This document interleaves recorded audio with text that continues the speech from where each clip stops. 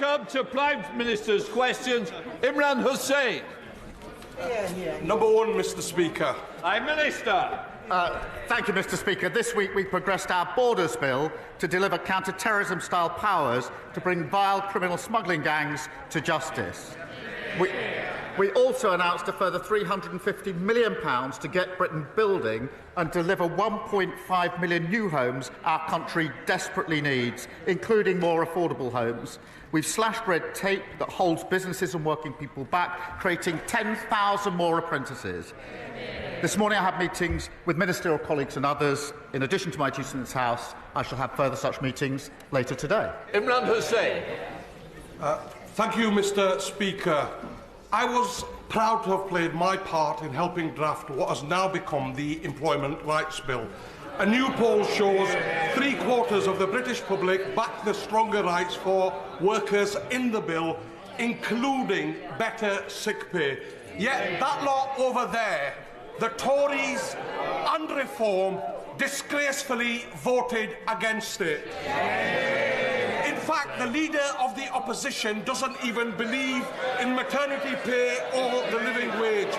Mr. Speaker, our statutory sick pay is ranked one of the lowest in Europe. It needs to be brought in line with the living wage. So will the Prime Minister back my campaign to strengthen this bill further so sick pay is at the level that finally stops punishing workers for being sick?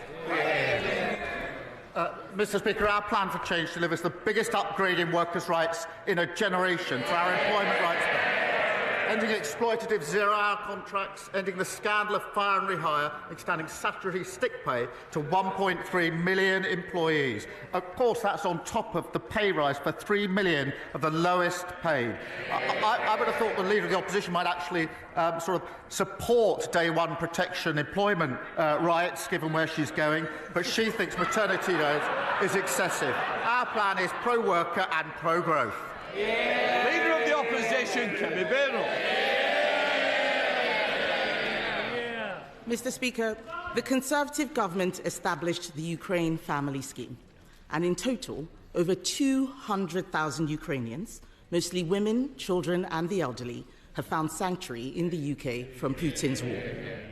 However, a family of 6 from Gaza have applied to live in Britain using this scheme, and a judge has now ruled in their favour. This is not what the scheme was designed to do. This decision is completely wrong. It cannot be allowed to stand. Is the government planning to appeal on any points of law? And if so, which ones? Minister. Mr. Speaker, let me be clear. I do not agree with the decision. She's right. It's the wrong decision. She hasn't quite done her homework because the decision in question was taken under the last government, according to the legal framework of the last government. But, Mr. Speaker, let me be clear. It should be Parliament that makes the rules on immigration. It should be the government that makes the policy. That is the principle, and the Home Secretary is already looking at the legal loophole which we need to close in this particular case.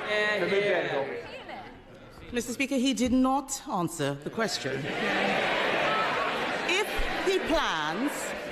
he plans to appeal, then the appeal may be unsuccessful and the law will need to be changed.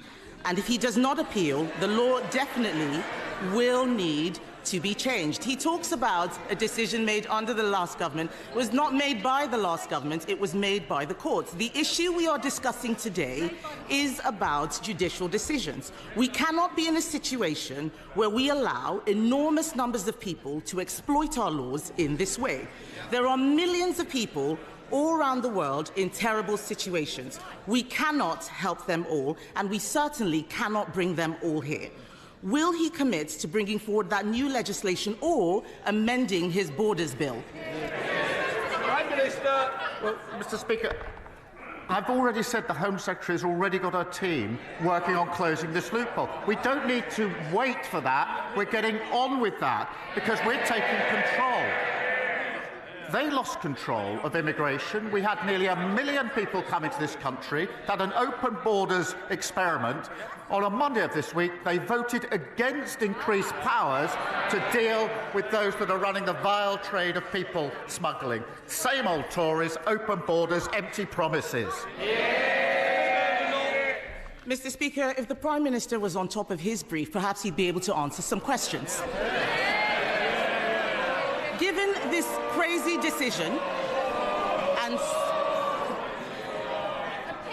crazy decision and so many others, new legislation is needed to clarify the right to a family life in Article 8. I'm not talking about what he just said. I know Labour MPs don't understand much of what they're saying, but the Prime Minister literally wrote a book on the European Convention on Human Rights. This is a situation where we need to put our national interest before the ECHR. Does he agree that we should legislate even if lawyers warn that this might be incompatible with human rights law? She complains about scripted answers and questions. Her script doesn't allow her to listen to the answer.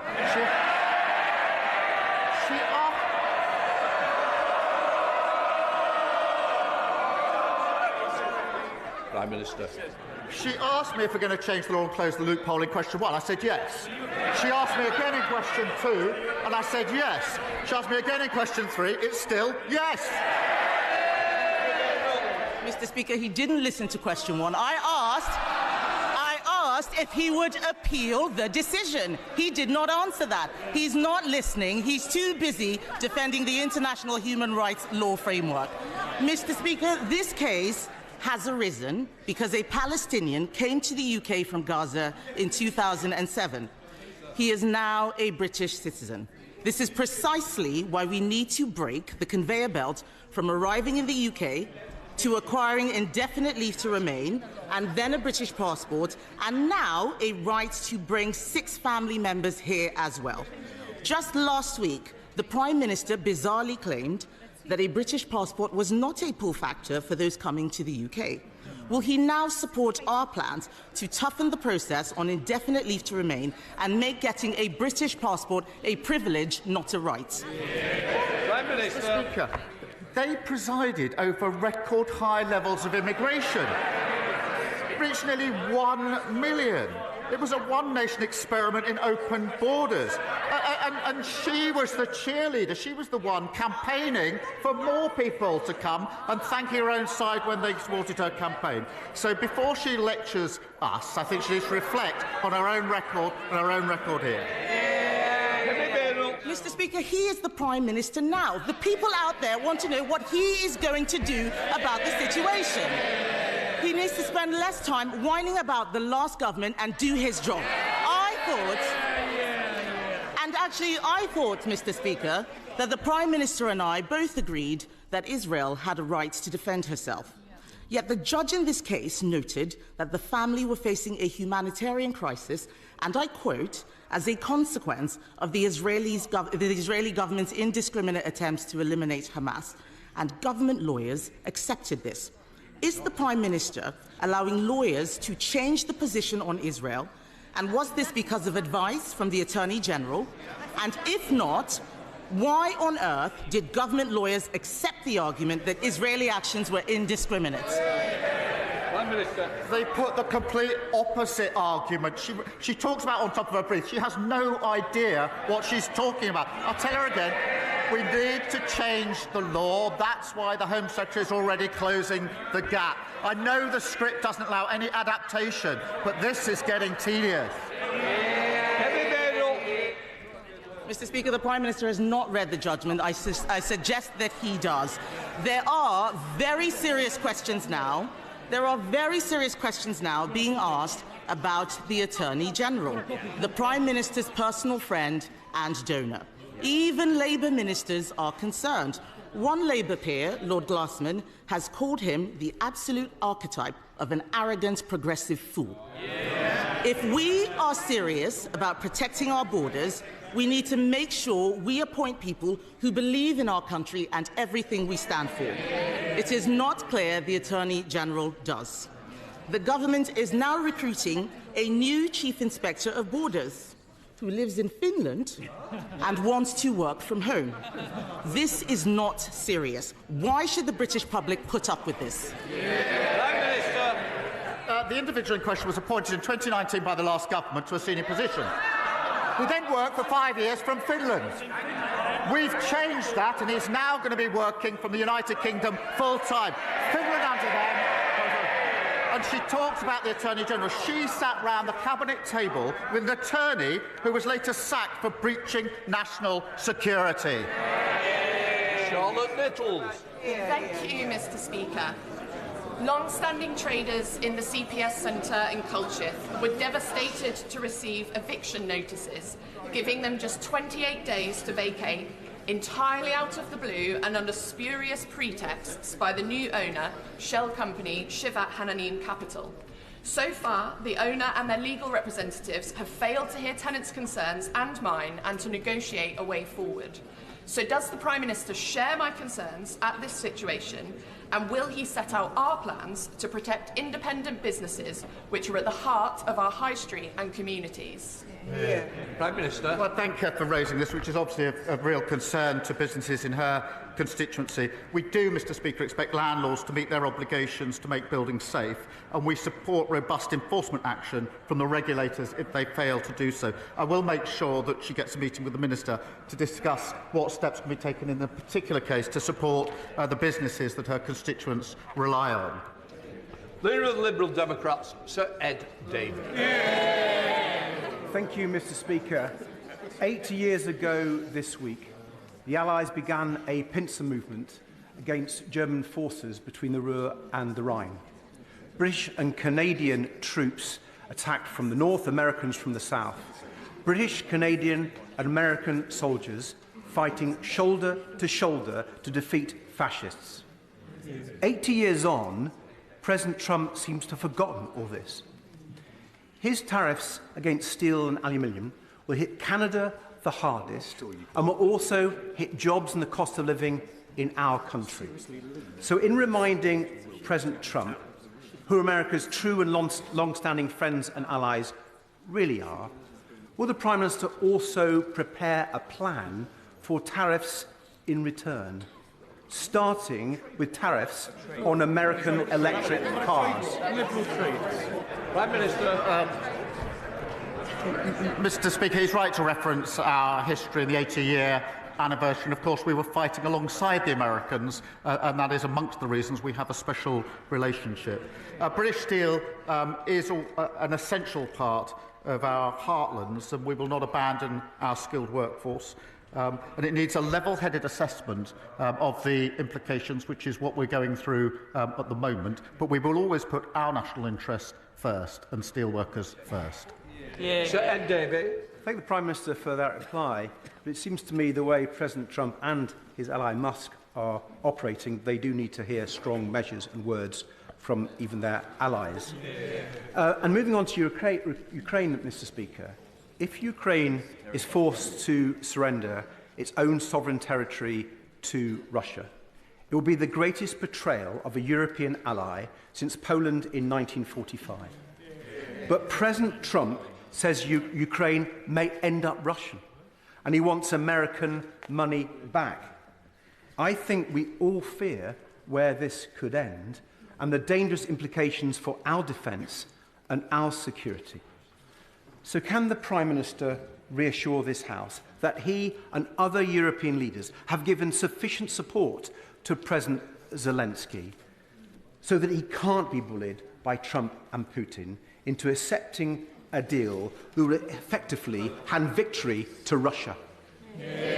Prime Minister. As he knows, I met President Zelensky in Kyiv just a few weeks ago at my 8th meeting. The position since the outbreak of this conflict has been a united position across the House of supporting Ukraine, and I was able to reiterate my position, which is we must put Ukraine in the strongest possible position. That matters now just as much as it mattered at the beginning of this conflict, the strongest possible position, and I did discuss with him what more we can do, what more our allies can do to put Ukraine in the strongest possible position. Kim Ledbeat. Thank you, Mr. Speaker.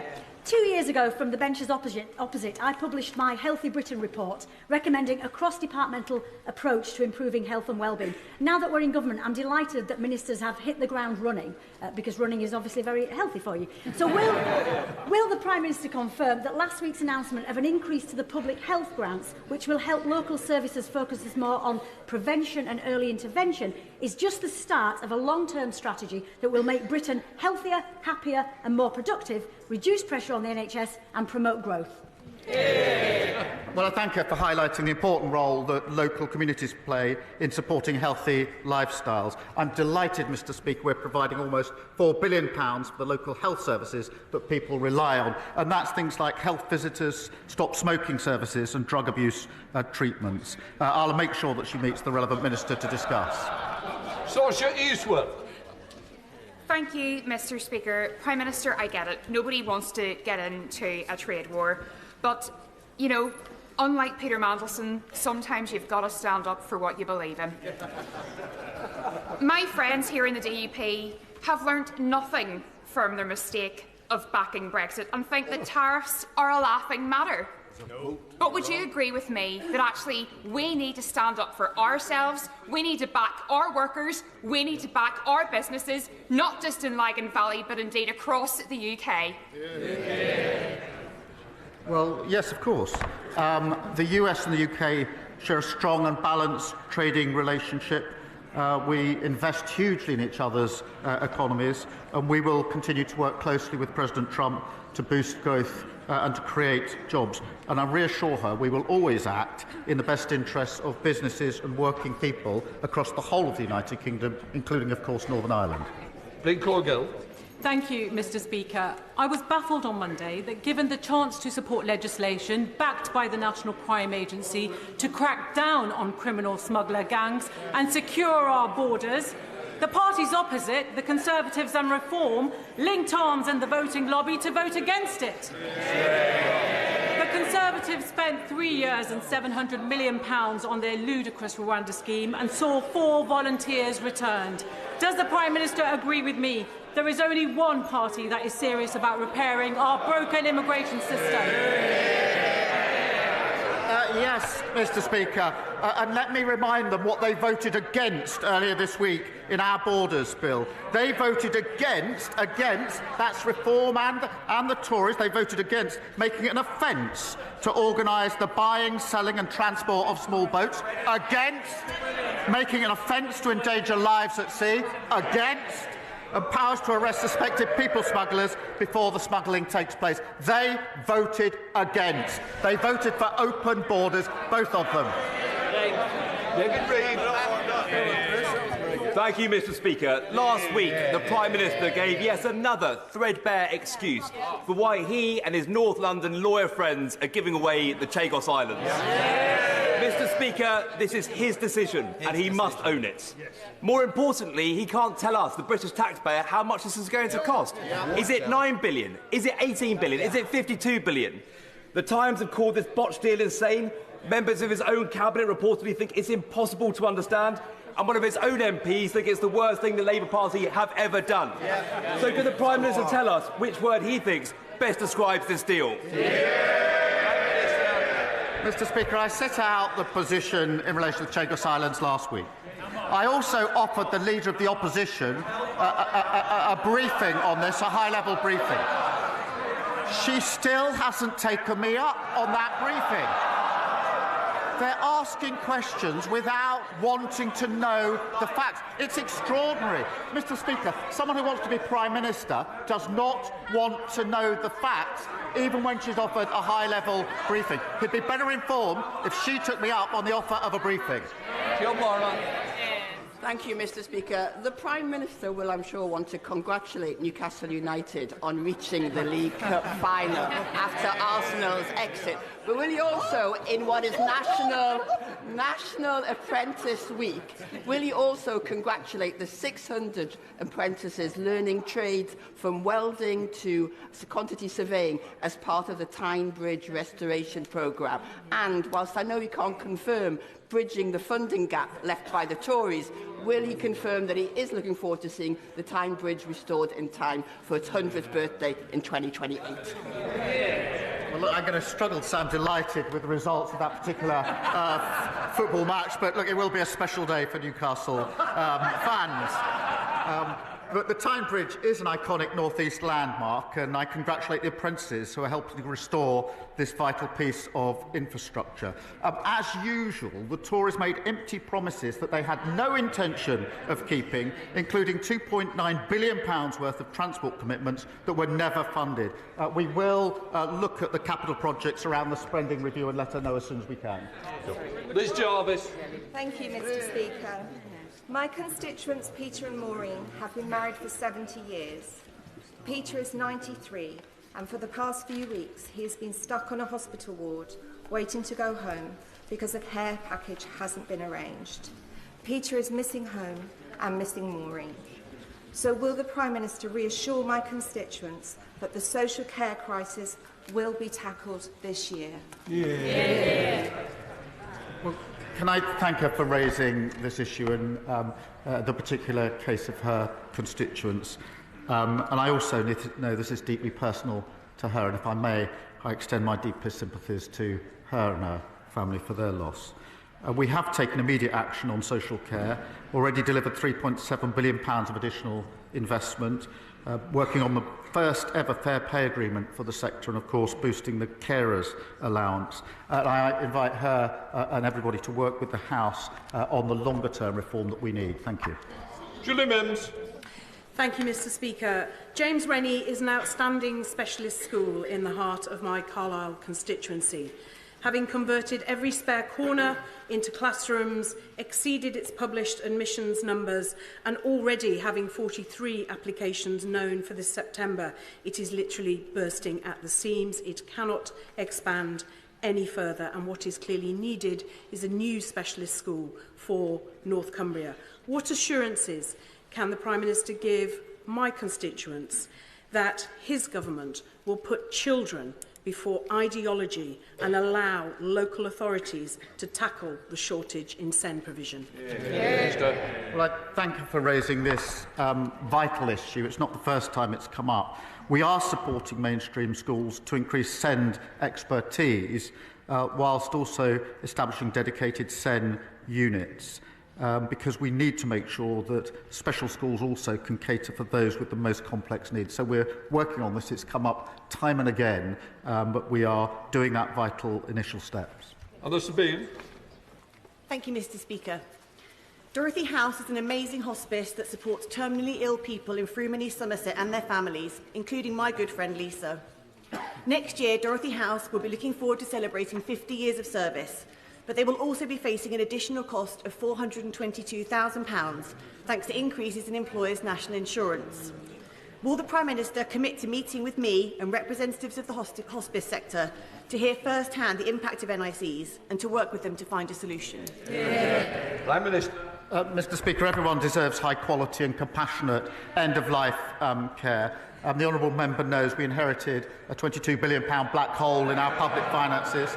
That's why we took the difficult but right decisions to invest in our public services. I do recognise the pressure that hospices are facing, and that's why we invested £100 million into hospitals, with an additional £26 million to support children and young people's hospices. And I will make sure she gets a meeting with the relevant minister. John Hodge. Thank you, Mr. Speaker. A significant part of the dreadful legacy left by the previous Conservative government is a chronic underfunding of transport infrastructure, especially in the North East, as we've just heard from my honourable friend. So does the Prime Minister agree with me and the North East Mayor Kim McGuinness that redevelopment of the Leamside line, the disused Leamside line, that would reconnect Gateshead with Durham North, and increasing the capacity on the East Coast Main Line would help bring the metro to Washington in my constituency, and would bring much needed jobs, growth and opportunities to my region? Well, I thank her, and both she and the North East Mayor are dedicated campaigners on this issue. The party opposite left us a host of unfunded promises, and public transport is in dire condition. Expanding the metro network has huge potential to drive growth and unlock new housing. I'm pleased that progress is being made on the business case. Keir Batty. Thank you, Mr. Speaker, earlier this week we learned that the Prime Minister's close friend, the Attorney General, has in the past advised Caribbean nations on seeking trillions of pounds in reparations. He's been a key player in the surrender of the Chagos Islands and the related fiasco there, which will cost the taxpayers up to £18 billion, and has even advised Jerry Adams, who is standing in line to get compensation from the British government in Northern Ireland legacy payments, the quantum of which could cost up to £2.7 billion. Given the Attorney General's track record, does the Prime Minister have faith in his motives, and does he have confidence that his best friend represents good value for the British taxpayer? Mr. Speaker, we've long had the principle that everybody's entitled to legal representation in this country. That means that lawyers don't necessarily agree with their client. Now, the Conservative Party used to believe in that principle. If they now disagree with that principle, they should go and see the victims of very serious crime, including sexual crime, and tell them that under their provisions, the lawyer who disagreed with the perpetrator wouldn't be able to represent them, meaning that victims will be cross-examined by perpetrators because lawyers disagree with the perpetrator. That's never been the Conservative Party position. If it is now, they should say so. Thank you, Mr. Speaker. Allergy School, launched just this week by the Natasha Allergy Research Foundation, is a free programme to support children with food allergies. Allergic disease is a growing issue in this country, with over 20 million people in the UK being affected. For this reason, it has never been more important for us to have a national allergy strategy and an allergy czar to drive and coordinate that action. Will the Prime Minister join me in welcoming this programme, and will he meet with me and the Foundation to talk about how we can work together to drive this issue forward? Well, I thank you for raising this really important issue, because hospital admissions for allergies have risen sharply, particularly in the last 2 decades. I do welcome the work being carried out by the Natasha Allergy Research Foundation. We will respond to the recommendations of the National Allergy Strategy Group in due course, and I'll make sure she gets a meeting with the relevant minister to discuss it. Thank you, Mr. Speaker. My Oxfordshire constituency of Didcot and Wantage has seen a 35% population increase in the last 20 years. My constituents recognise the need for affordable housing, but the current planning system isn't delivering the GP surgeries, dentists and transport options that they need. Will the Prime Minister restore faith in the planning system and, as well as focusing on housing numbers, deliver the local targets for health services and wider infrastructure that growing communities need? Well, thank you for his question. We are, of course, delivering the 1.5 million homes, but we're creating communities as well for the future, and so he's right that must include good schools, GPs and reliable transport links. That's what makes a good community. And just today, Mr. Speaker, we announced an additional £350 million to deliver more affordable homes so more people can realise the dream of home ownership. Selby Perkins. Thank you, Mr. Speaker. This week is National Apprenticeship Week. As co-chair of the APPG for Apprenticeship, I can tell the Prime Minister that employers are very pleased to see the announcements this week that will make a real difference both in terms of the completion rate and the flexibility around apprenticeships. Does the Prime Minister agree with me that schools should be promoting apprenticeship alongside A-levels and other options? And can he tell us what more he's going to do to support more young people to get into an apprenticeship? I'm very pleased that he's raised this issue and that we'll be able to give employers more flexibility over maths and English requirements. This is really important, Mr. Speaker. There are very many young people who didn't get the maths qualification they wanted at the time, but are very well suited for the future, want to play their part, and now they can get apprenticeships under the changes that we've made. And that's 10,000 extra apprenticeships. This is delivering for them, giving them a chance for the future to contributing, of course, to our economy. Thank you, Mr. Speaker. Mr. Speaker, yesterday the Farming Minister told a conference of farmers that farming is not high in the pecking order for this government. Given the heartless family farm tax, is his minister correct? Yes or no? Farming's top of the agenda as far as I'm concerned. That's why we put £5 billion to support farmers in the budget. They failed to spend £300 million on their watch on farming. and we set out our roadmap, which has been welcomed by the NFU, as she very well knows. It was described as long overdue. I wonder who didn't do it before.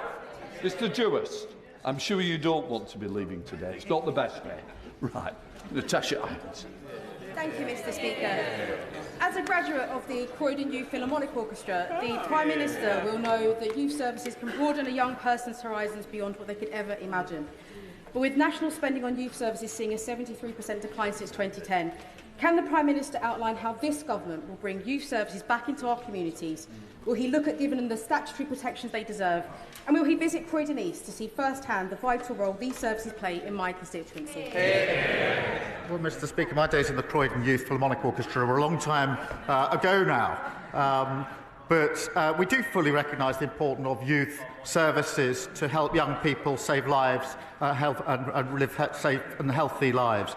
We've been developing our plans for the new National Youth Strategy to bring power back to young people and help every young person realise their potential. Christine Jardine. Thank you very much, Mr Speaker. Every 22 minutes, a child in this country loses a parent or a loved one. That's 40,000 children every year facing a trauma which many of us here know can last a lifetime. Charities such as Winston's Wish do a fantastic job of providing support for young people, particularly when schools are closed or there's no one else to turn to. But at the moment, there's no simple way of the children knowing where the charities are or the charities being able to contact the children. So will the government back my private member's bill this summer to do just that? And would the Prime Minister meet me to discuss how we make sure that another generation of children does not have to face this trauma? Well, can I thank her for her ongoing work and campaign on this important issue. The Cross-Government Bereavement Group continues to look at how we can improve access to the support that children and young people need at these difficult times. And of course I'll make sure that she gets the meeting that she wants with the Minister to discuss this further. David Taylor. Thank you, Mr Speaker.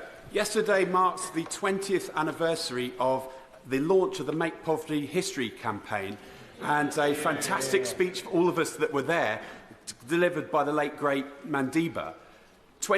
That campaign inspired a generation of campaigners and a great Labour government to deliver unprecedented action to tackle global poverty, lifting millions out of poverty. Will the Prime Minister join me in paying tribute to some of those campaigners and commit to doing all he can to ensure that Britain is playing its full part in helping eradicate global poverty today? It's a really important issue. We do pay tribute, and of course we continue to play our full part.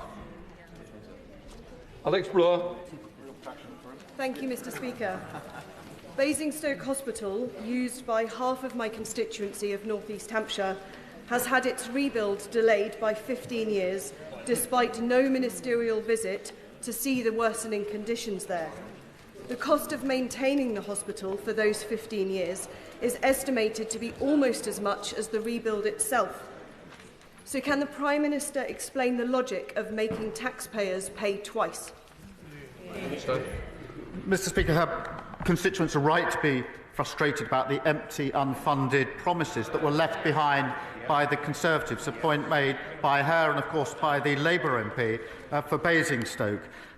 Under the previous government's plan, a new hospital in Basingstoke would simply not have been delivered because it was unfunded. It was a promise without anything behind it. We've put in place a funded deliverable plan which will see the hospital built, and we'll work closely with the Trust to ensure that it is. Dr Becky Cooper. Thank you, Mr Speaker. The Government's devolution plans are a welcome progressive development to shift power and resources from Whitehall to our communities. But there are, of course, discussions now around the process and realisation of benefits for our communities. So can the Prime Minister assure my residents in Worthing West, and indeed all constituencies starting priority devolution programmes, that Sussex devolution will give us meaningful control over our local priorities, including housing, transport and social care? Minister. Well, I thank her for raising devolution, which will see her constituents in Sussex get meaningful control over local priorities. The devolution priority programme, Mr Speaker, will see a wave of mayors elected next year, including in Sussex, and I believe that those with skin in the game make the best decisions about their communities.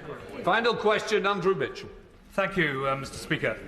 Mr Speaker, the Prime Minister will be well aware of the Global Vaccination Fund, Gavi, one of the United Kingdom's great success stories. It's vaccinated from deadly diseases over 1 billion children under 5. It presents real value for money to British taxpayers, and over 80% of our constituents support it. Will you give the House today an undertaking that Britain will continue this leadership and make a decisive pledge at next month's Replenishment Conference? Well, I'm grateful that this is a really important issue. As he rightly points out, I've long supported it and will continue to support and share details with him just as soon as I can. But it is important, have supported it, will continue to do so. Thank you. Right, that completes Prime Minister's questions.